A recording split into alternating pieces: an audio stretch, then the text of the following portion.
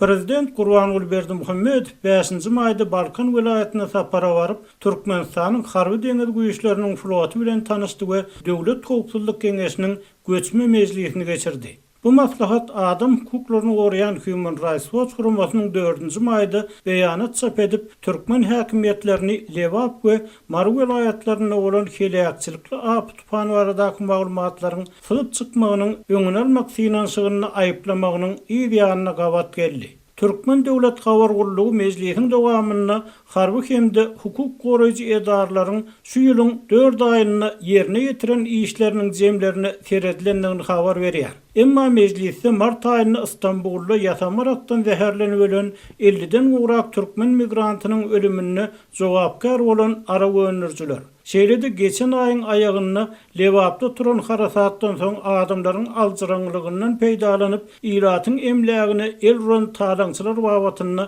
nähil çäreleriň görülýänligi aýdylmady. Mejlisde ilkinji hasabaty goranmak ministri Begen Skunnoğdu berdi. Emma onun hasabatyny goşunnaky azyp getmesiligi, korrupsiýa faktlary, ofisiýerleriň beýkanun hereketleri we eskerleriň arasyndaky agalyk, eskerleriň käbiriniň hatda öz janyny kastetmäge mezbur bolşy barada hiç zat aýdylmady. İçeri işler ministri Mehmet Khan Sakiýewiň hasabatynda hem polisiýa işgärleriniň arasynda giň ýaýranlyk aýdylýan korrupsiýa, oňa garşy görülýän çäreler agdalmady. Ýogsa olarky minister İskender Mülükow korrupsiýada aýyplanyp, uzak möhletli türme tutuklugyna hökm edilenden soň prezidentiň kanun bolan resmiýlerin hiç ýeriniň jogapkarçylykdan gutulmajakdygy baradaky sözleri esasında bu guruluşda uly arassylaýyşyň geçirilmegine, paraxorluga garşy anyk çäreleriň görülmegine garaşylypdy.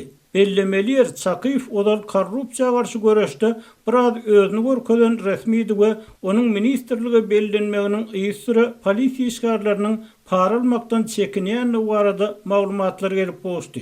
Emma habarçylar soň paraxorlugyň ýene Edil Mülükow döwründäki ýaly dowam etdirilendigini habar berdiler. Bu Döwlet Howpsuzlyk Geňeşiniň odarky sekretary Ýaýlym Berdiýew wezipesinden boşadylyp, onuň ýerine Sarmyrat Amanow belleneli bäri. Daşary ýurtlardaky raýat aktivistleriniň birden işçileşen döwrüne geçirilen ilkinji howpsuzlyk mejlisi bolup durýar. Aşgabatda 2007-nji ýylda häkimet çalsaly bäri Berdimuhammedowyň esasy gündäşleriniň biri bolan Milli Howpsuzlyk Ministrligine üstü basyrylýanlygy aýdylýan agyr jenaýetlara garamadan uzak wagtlap wezipede saklanan Ýaýlym Berdiýew prezidentiň beýlekur ýakyny ýarany İskender Mülükowyň korrupsiýada aýyplanmagynyň ýysyra işini ýitirdi we onuň soňky galy ma'lum däl.